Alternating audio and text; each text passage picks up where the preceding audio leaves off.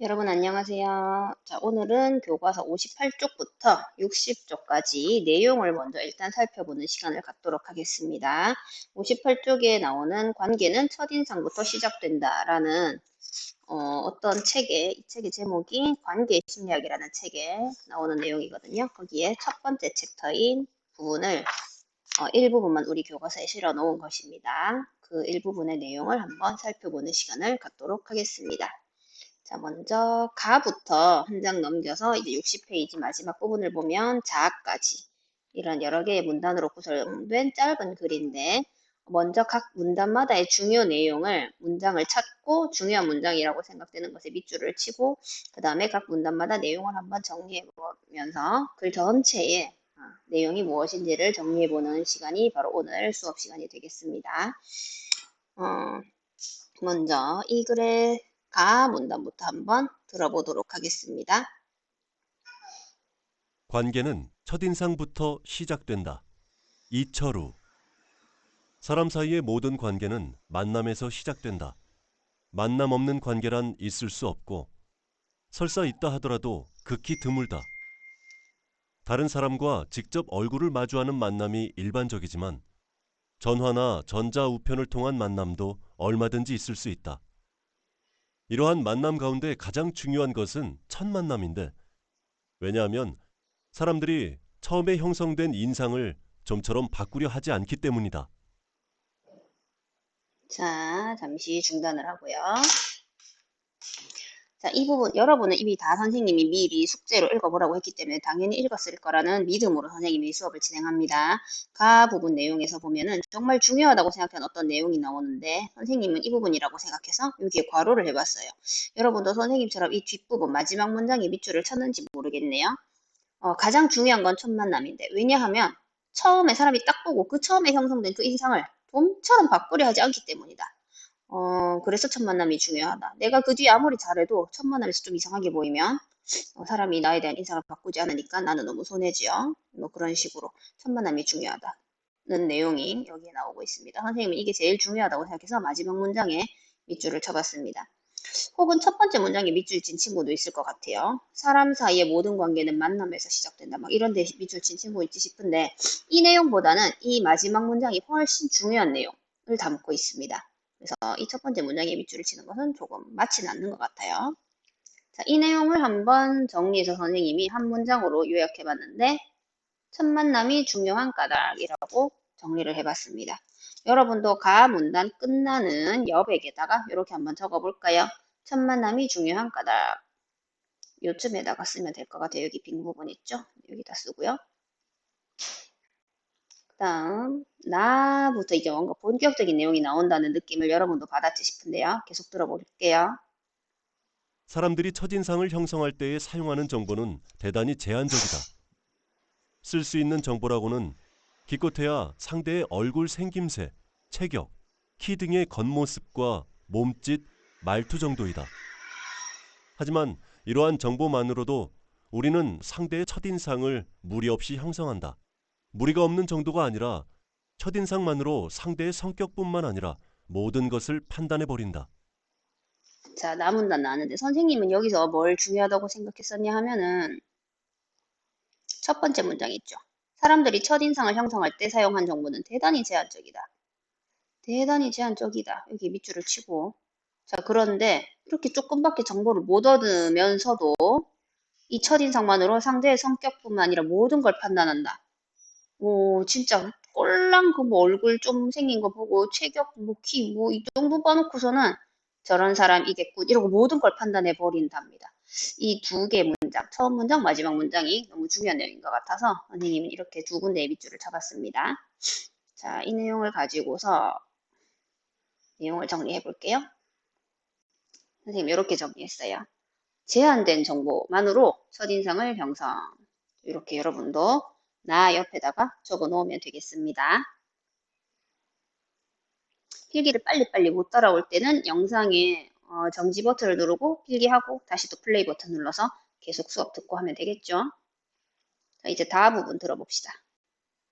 뚱뚱한 사람을 보면 낙천적일 것이라고 생각하는 사람이 있는가 하면 먹는 것 하나 절제하지 못하는 사람으로 여기는 사람도 있다. 마찬가지로 마른 사람을 보고 지적이고 예리한 성격일 것이라고 생각하는 사람이 있는가 하면 얼마나 예민하면 저렇게 살이 찌지 않았냐면서 날카로운 성격으로 단정해버리는 사람도 있다. 이처럼 사람들은 자기의 경험과 지식을 잣대로 상대의 첫인상을 결정해버린다. 자, 어디에 밑줄 쳤어요, 여러분? 중요하다고 생각하는 부분. 다들 마지막을 생각했나 모르겠네요. 사람들은 자기 경험, 지식을 잣대로 상대의 첫인상을 결정한다고 합니다. 지금 자기 생각대로 그냥 저 사람은 저렇겠지? 라고 생각한다는 거예요. 똑같은 사람을 보고도 누구는 좋게 보고 누구는 안 좋게 보는 거죠. 그냥 지 경험, 지 지식 가지고선 첫인상을 결정한다고 합니다. 이렇게 적어볼까요? 자기의 경험, 지식을 잣대로 상대의 첫인상을 결정한다. 이렇게 적어 놓으면 되겠지요.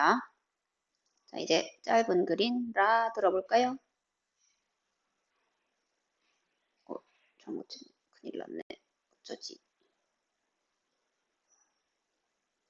자, 관계는 처음부터 첫 나와버리네요. 얼마든지 있을 수 있다. 이러한 만남 가운데 가장 중요한 것은 사람들이 무리가 없는 정도가 아니라 아하, 끝났구나. 자, 여기 라를 들어볼게요. 사람들은 왜 극히 제한된 이. 다시 사람들은 옮길 왜 수가 극히 없네. 제한된 정보로 형성된 첫인상을 바꾸려고 하지 않을까? 여기에는 여러 가지 원인이 있겠지만 가장 중요한 원인은 우리들 마음속에 있는 가설 검증 바이어스이다. 뭔가 처음 보는 용어가 나오고 있습니다. 그렇죠? 가설 검증 바이어스라고 하는 새로운 용어가 나오고 있네요. 이게 아닌데 왜 이러지?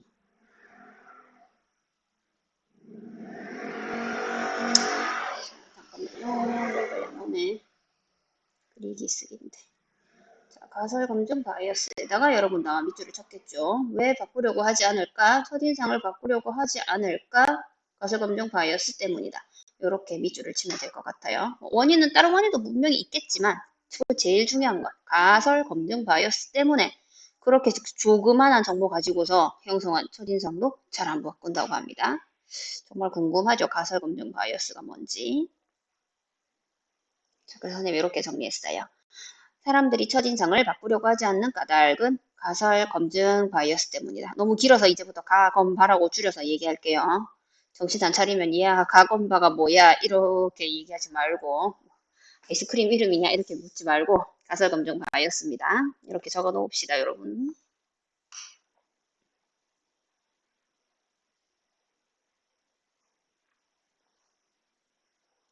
자 이제 마 들어봅시다.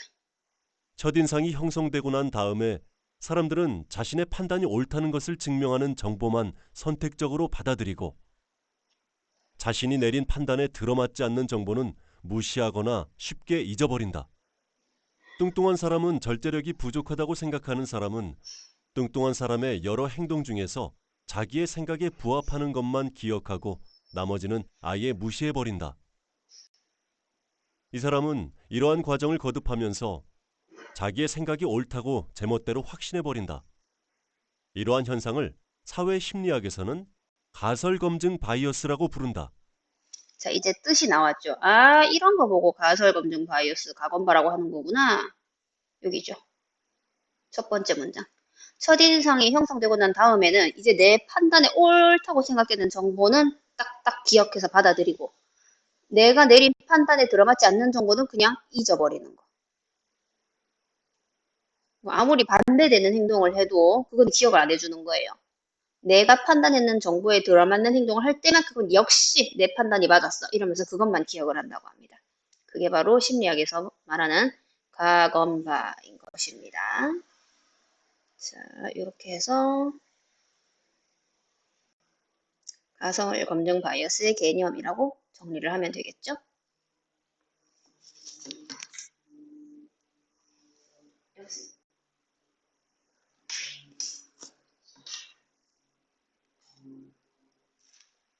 자, 이제 바 내용을 들어볼게요. 사회심리학자인 스나이더와 스완은 한 가지 실험을 통해 가설검증 바이어스를 입증하였다. 이들은 실험 대상인 대학생들에게 자신들이 제시하는 질문으로 앞으로 만나게 될 사람의 성격을 판단해 달라고 하였다.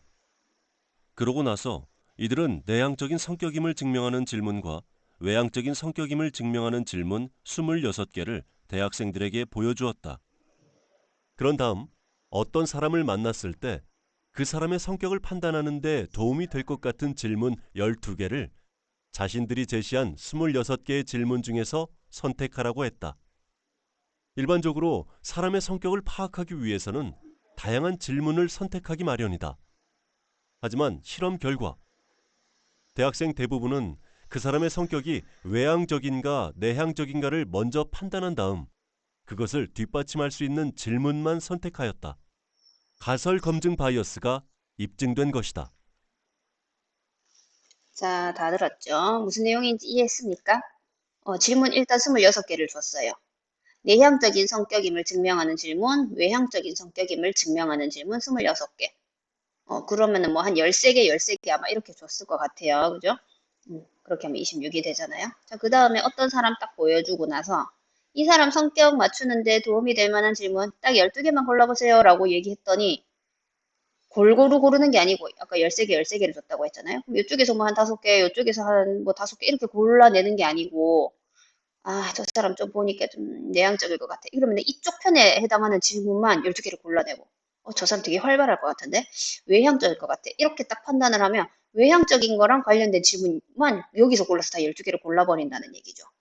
그러니까 딱 외모 보고 먼저 판단하고 거기에 끼워 맞추는 식의 질문을 고르더라는 말입니다. 이게 이 실험을 통해서 모든 사람의 마음엔 가설 검증 바이어스가 있구만이라는 입증을 해낸 것이죠. 여기는 뭐 선생님이 특별히 밑줄을 치자면 그냥 첫 번째 문장 이거 치면 될 것 같아요. 뭐 입증했다. 이 사람 두 명이 실험을 통해서 입증했다. 여기에 뭐 밑줄은 굳이 안 쳐도 될 것 같아요. 내용 정리만 적어보자면 이렇게 가설 검증 바이어스를 입증한 스나이더 스완의 실험 이렇게 정리를 하면 되겠습니다. 마음속에 그러니까 편견이죠. 한마디로 간단하게 얘기하면 선입견, 편견 이런 말로 얘기할 수 있을 것 같아요.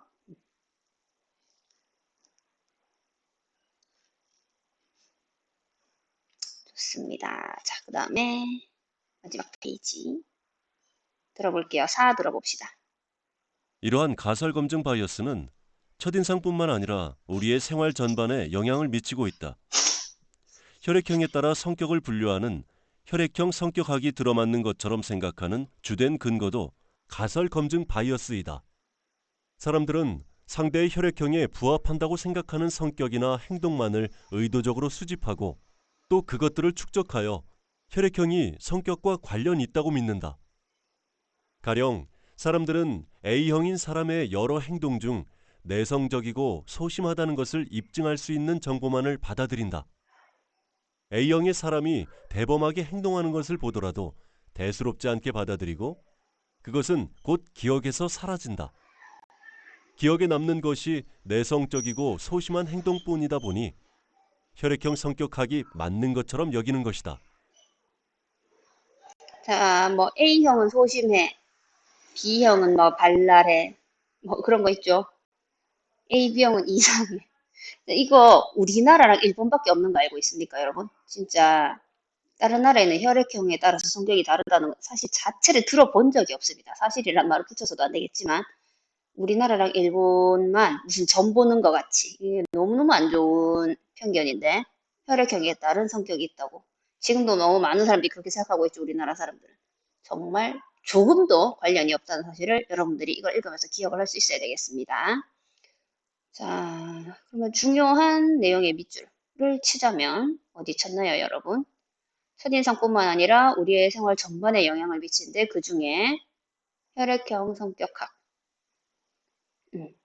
이 존재한다. 이게 첫 번째 문장 이렇게 밑줄 다 치고 나서 혈액형 성격학의 밑줄 딱 쳐놓으면 될 것 같습니다. 그래서 선생님이 내용을 정리하면 이렇게 가설 검증 바이어스가 영향을 미치는 사례가 뭐 여러 가지가 있겠지만 그 중에 4문단에서는 혈액형 심리학을 예로 들어줬어요. 혈액형에 따라서 성격이 정해져 있다. 라는 이 잘못된 믿음. 이게 가설 검증 바이어스가 우리 생활에 영향을 미치고 있는 정말 커다란 사례가 되겠습니다. 자, 이제 문단 미국의 한 들어봅시다. 심리학자가 사람의 성격을 나타내는 555개의 단어를 정리한 적이 있다. 555라는 숫자가 말해주듯이 사람의 성격은 매우 다양하다. 게다가 사람의 성격이란 상황에 따라 서로 다른 모습으로 나타날 때가 많다. 직장에서는 자상한 모습으로 일관하던 사람이 집에서는 엄한 아버지로 군림하는 것은 드문 일이 아니다. 또한 주변에 사람이 많으면 수줍어 말도 잘 못하던 친구가 친한 친구끼리 모였을 때에는 전혀 다른 모습을 보여주는 경우도 많다. 사람의 성격에는 여러 가지 측면이 있을 수 있다는 이야기다. 자, 여기까지. 여기에서도 또 사례가 나오고 있어요. 뭐, 직장에서는 자상한 사람, 집에서는 너무 무섭고 엄한 사람. 이렇게 한 사람에게도 완전 다른 모습이 존재한다는 게 예시입니다. 그죠? 자, 이 내용을 제일 중요한 걸 찾으려면 아마 이게 아닐까요? 사람의 성격에는 여러 가지 측면이 있을 수 있다. 한 사람이 언제나 같은 모습만 보여주지는 않는다. 자기 성격만 생각해봐도 그죠? 기분 좋을 때랑 기분 안 좋을 때랑 성격 완전 다르고 뭐 그렇죠. 하루에도 몇 번이나 바뀝니다. 사람의 성격엔 다양한 측면이 있습니다. 자, 이제 내용. 사람 성격은 정말 다양하다. 사람 성격의 다양성이라고 내용을 정리해 봅시다.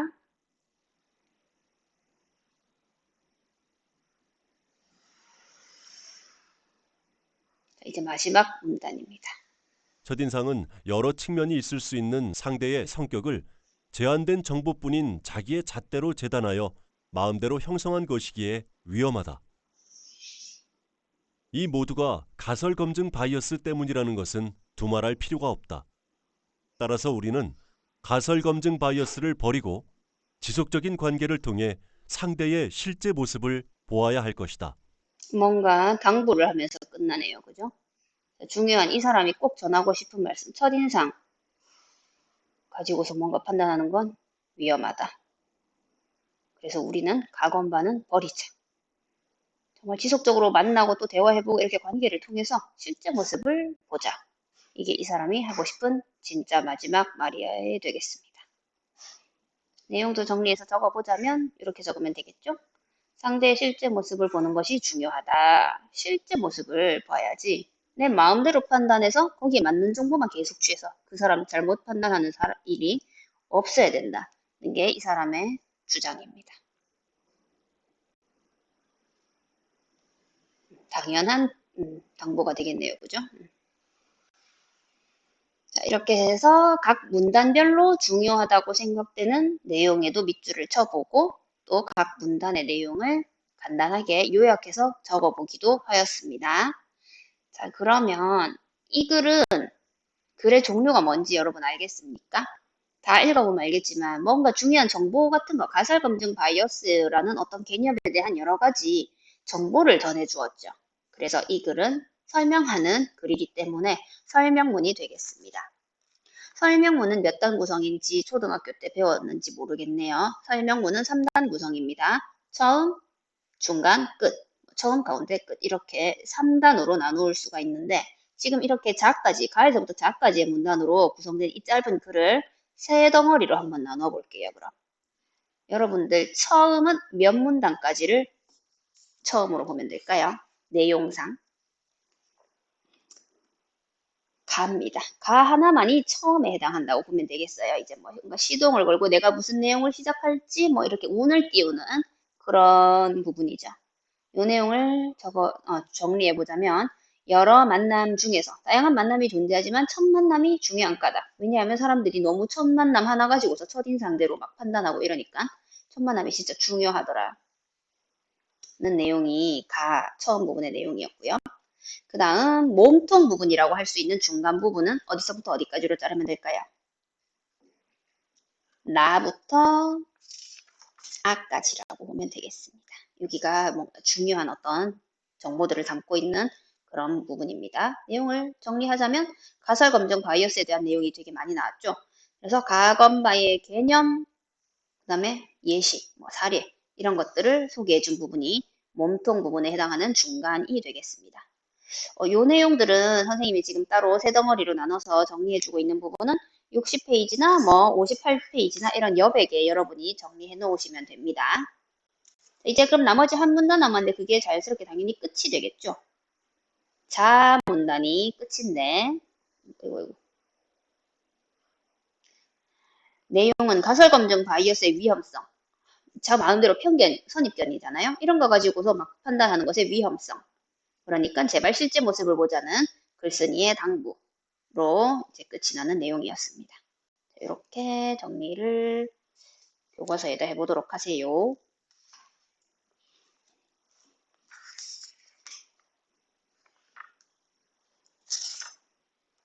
자, 이제 이 내용 정리하고 오늘 수업은 마칠 건데요. 요것도 교과서 58쪽 저 위에 여백에다 적어 놓으면 됩니다.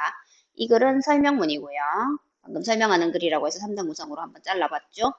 성격이 해설, 뭔가를 설명한다는 건 당연히 해설해 주는 거죠. 해설해 주는 거고, 그 다음에 예를 많이 들어줬어요. 뭐 혈액형 성격학에 대해서도 예를 들어주고, 뭐 스나이더 스완의 실험 같은 것을 예시로 들어주기도 했고, 그죠?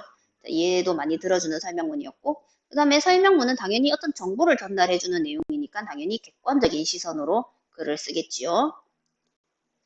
소재는 가설검증 바이어스를 소재로 한, 선입견, 편견을 소재로 한 그런 글이었습니다. 주제는 여러분 정리할 수 있을 겁니다. 가설검증 바이어스, 이런 편견은 좀 버리자. 그 다음에 상대의 실제 모습을 보자는 게 글쓴이가 말하고 싶은 주제였습니다. 여러분 설명문이라고 해서 글 쓴 사람의 주장이 조금도 담겨있지 않고 철저히 100% 정보만 전달해주는 그렇진 않습니다. 내용의 마지막쯤에는 주장하는 뭔가 상대방을 설득하는 독자를 설득하는 그런 내용을 담을 수도 있는 겁니다. 그런데 대부분의 내용이 정보 전달이기 때문에 글의 종류를 말하라고 하면 설명문이라고 하면 됩니다. 자, 오늘 수업은 여기까지. 여기서 마치고 다음 시간에는 여기 보면 점선으로 막 되어 있는 여러 가지 주머니가 있죠. 생각 주머니. 여기에 대해서 분석해 보는 시간을 갖도록 하겠습니다. 수고했습니다.